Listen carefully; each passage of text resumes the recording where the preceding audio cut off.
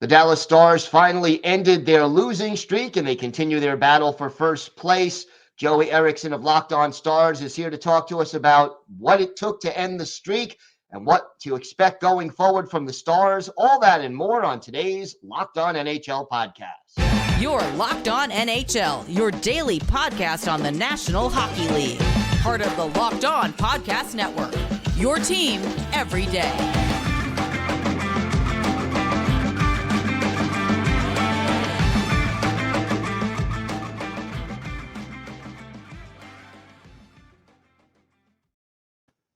And welcome, everybody, to the Monday edition of the Locked On NHL podcast, part of the Locked On Podcast Network, your team every day. I want to thank everybody who makes Locked On NHL your first listen every day. Don't forget to subscribe on YouTube or wherever you get your podcasts so you can get new episodes as soon as they drop. Today's episode is brought to you by Sleeper. Download the Sleeper app and use promo code LOCKEDONNHL to get up to a $100 match on your first deposit. Terms and conditions apply. See Sleeper's terms of use for details. It is my pleasure to welcome to the show the host of Locked On Stars, Joey Erickson. And I think, Joey, safe to say that Stars Nation exhaled last night or Saturday night when they ended the losing streak. What's been going wrong during the losing streak, and what was different on Saturday that helped them break that slump? Yeah, it was a multitude of things during the losing streak. Of course, they're dealing with a lot of injuries to some key pieces, especially on the back end. Guys like Jani Hakanpää and Nils Lundqvist, who, of course, are two defensemen, but they're two right-shot defensemen. So Dallas has had to kind of throw some lineups together here recently. And even in the losses, look at New York, the Rangers, and Boston. They played extremely well, and for my money, outplayed both of those teams and just came up on the wrong side of the result. So there was positives moving forward until that game against Ottawa on Thursday night, where they just kind of laid an egg, and that was a bit more concerning because the effort just wasn't quite there. But they really picked it up here against Carolina, a really gritty win. Of course, there was a lot of noise and hype around their prospect, Logan Stankoven, who got called up. It was great to see him in action. He played really well in the game, and I think that's really encouraging moving forward. And they got good goaltending, too, from Ottinger down the stretch. They had to face a really hot goaltender in Kochetkov, who had 2 shutouts in his last 5 games. So they mustered up enough offense, and they just kind of played a more simple, direct, kind of grindy game. And you kind of have to do that at the end of a long road trip that they lost the 3 previous games. They needed 2 points, and they got them. And under Pete DeBoer, since he's been at the helm with the Stars, they haven't lost more than 3 games, or I think they haven't lost 3 games in regulation in a row before. So they find a way to end some slumps. You mentioned the injuries. What is the timetable for the return of these players, and how will the team cope with that situation until then?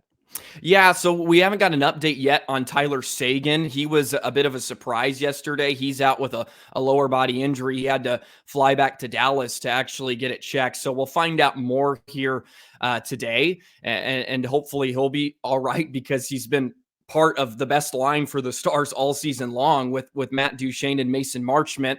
For him right now, who's stepping into his role sort of, has been Ty Dellandrea and then Logan Stankoven, who they've called up and kind of recalled and thrown back down. They've been playing gymnastics with the Texas Stars down in the American Hockey League. On the back end, they're just forced to go to Derek Pouliot right now, who's another AHL guy from the Texas Stars, but does have over 200 games of NHL experience. So he does bring some veteran presence in a way, but it's certainly not ideal on the back end for Dallas, because we knew coming into the year they were slim on their depth at that position.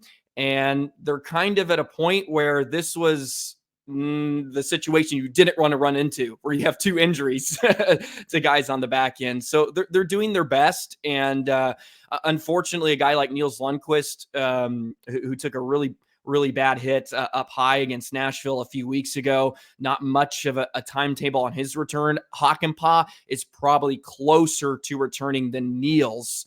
But no sort of timetable yet from the Stars, but I think Hakanpää is on the verge of coming back since they've moved Pouliot back down a few times. So hopefully the end is near with all the injuries. One thing that this team has had all season is balanced scoring. You have 7 players between 18 and 23 goals on the season, which is pretty impressive.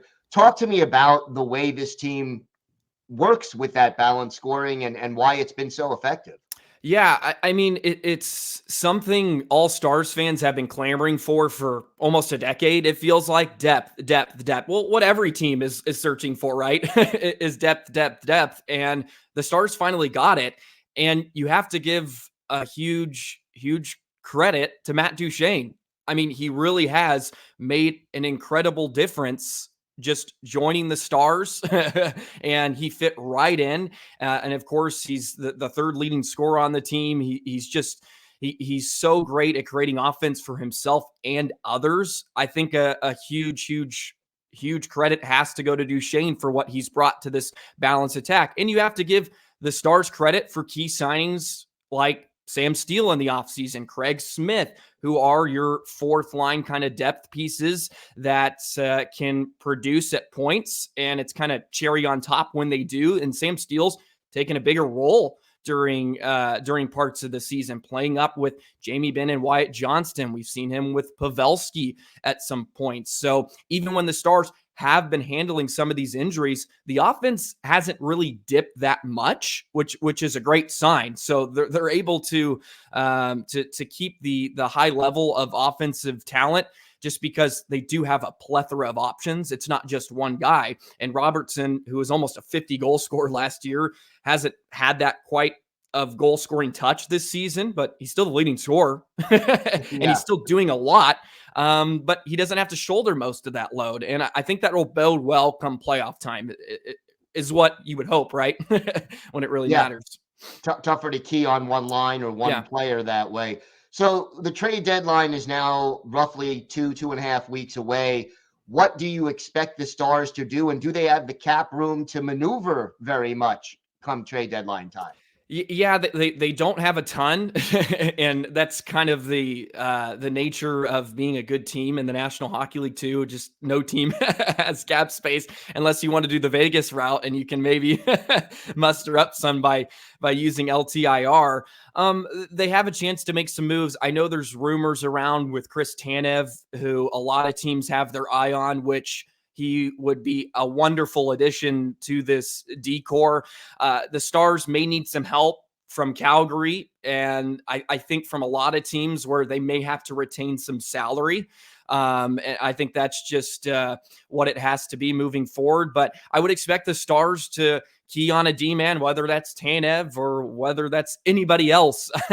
I mean, for my sake, I don't really care who it is. You just have to grab some bodies to fill some holes and make your defense stronger. That's the weakness of the Stars. And it's been a combination of goaltending and team defense. If they can get more consistent goaltending from Jake Ottinger down the stretch, which we're starting to see some signs of that, and if they can clean up in front of them and have a more formidable D core, they're going to be just fine because they have the offense, as we've kind of talked about.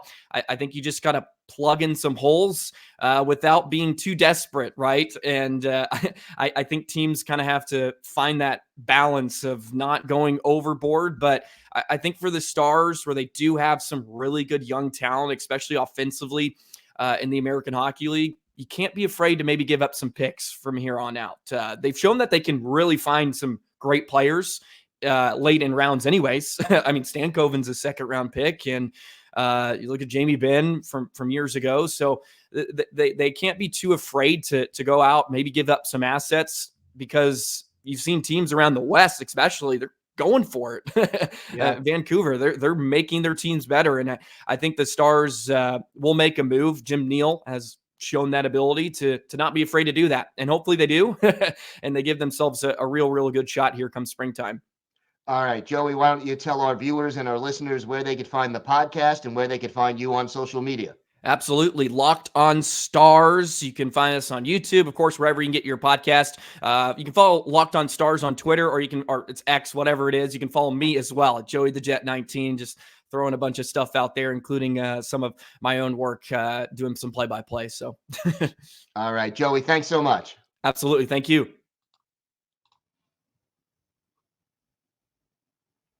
Today's episode is brought to you by Camino Consulting. You've heard of our online families and couples course and taken advantage of the Locked On 25% discount running to the end of the month. But what about the live seminars? In both sport and business, the challenge of differentiating candidates and recruits is an endless battle. Everyone can demonstrate their measurables and qualifications, but we all know that it is the intangibles that matter when those things are similar. Contact Camino Consulting for their team and management seminars to get a peek behind the curtain and watch your next recruiting class or hiring group become one of the most effective you've ever seen. Because you identified the right candidates and because you learned how to communicate and motivate them in accord with their own preferences. But you aren't in business management or working with a team? Well, we pay referrals. Make some money making your workplace and favorite teams better. Every group works together better at the end of the year than in week one. So contact Camino Consulting at caminoconsulting.ca and get on fast track to understanding. That's caminoconsulting.ca. Check it out.